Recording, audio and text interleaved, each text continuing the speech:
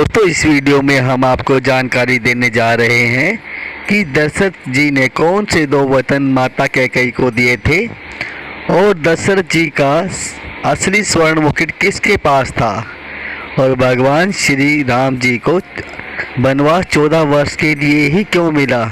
तो चलिए जानते हैं इन सभी सवालों के जवाब।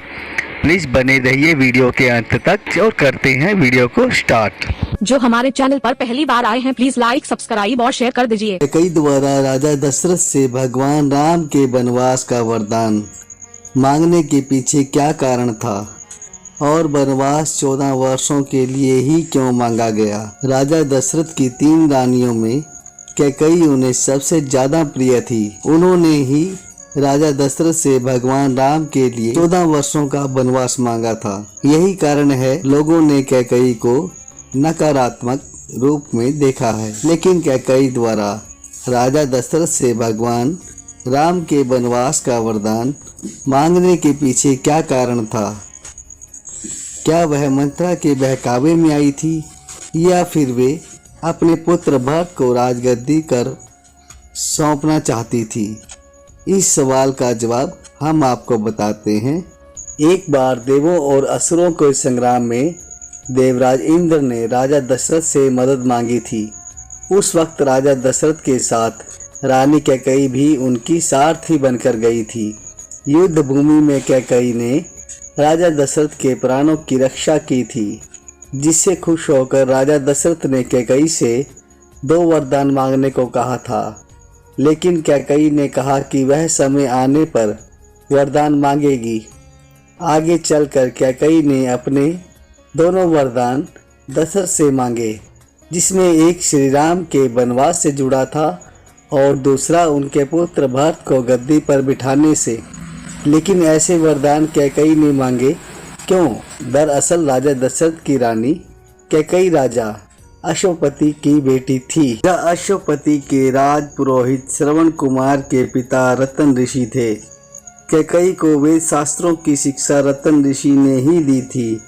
उन्होंने कैकेयी को बताया था कि राजा दशरथ की कोई संतान राजगद्दी पर नहीं बैठ पाएगी।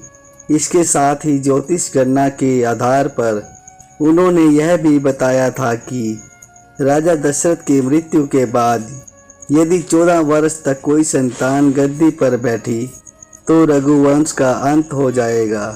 श्रवण कुमार की मृत्यु राजा दशरथ के हाथों बाण लगने से हुई थी, जिसके बाद श्रवण कुमार के माता पिता ने दशरथ को श्राप दिया था कि जिस तरह से वे पुत्र वियोग में मर रहे हैं, उसी तरह राजा दशरथ की मृत्यु भी पुत्र वियोग में ही होगी।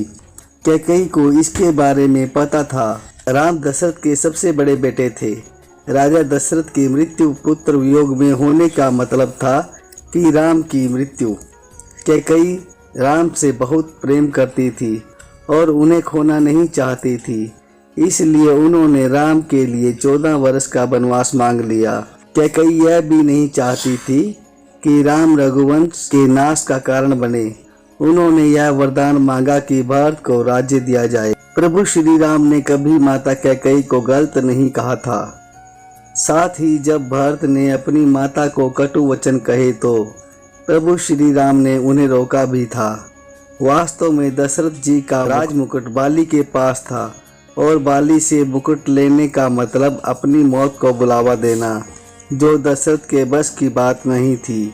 और कैकेयी कभी नहीं चाहती थी कि उसका राम नकली मुकुट पहने, जो कि दशरथ ने अपनी प्रतिस्पर्धा को मलिन होने से बचाने के लिए अयोध्या में रखा था। वह एक नकली मुकुट था, न कि सोने का मुकुट। यही कारण था कि कैकेयी ने श्री राम को 14 साल का वनवास देकर भेजा और यह कहकर भेजा था कि बाली को मारे और उससे असली मुकुट लेकर अयोध्या वापस लाए।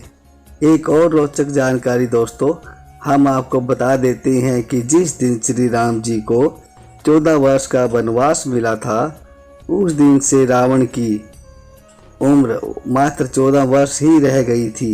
यह भी इसका एकमात्र कारण था कि वनवास 14 वर्षों के लिए ही दिया गया। तो दोस्तों, हम आपसे बहुत ही जानकारी साझा करना चाहते हैं, और अगर हमारे वीडियो आपको अच्छे लगे तो प्लीज़ चैनल को लाइक, सब्सक्राइब और शेयर ज़रूर कीजिएगा। हम ऐसी ही नई नई कहानियाँ आपके लिए लाते रहेंगे। Thanks for watching.